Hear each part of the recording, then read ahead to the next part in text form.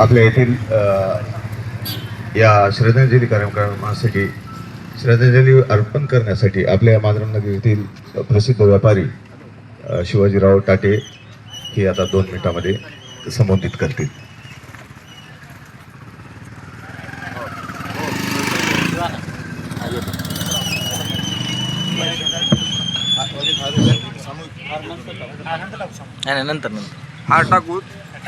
ओम श्री गुरु विसवलिंगाय नमः. ओम श्री गुरुदेवाय नमः. महाराष्ट्र राज्याचे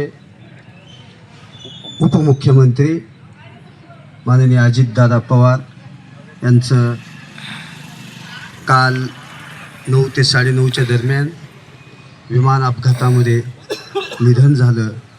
ही खूप दुःखद बातमी संपूर्ण महाराष्ट्रासाठी तुम्हा आम्हा सर्वांसाठी आहे. दादा हे कार्यकर्त्यावर पकड ठेवणारे नेते होते.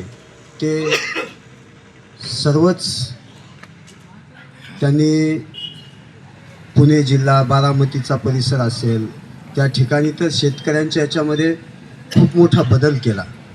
शेतकऱ्यांसाठी जे काही सोयीसुविधा करता येतील ते त्यांनी केल्या.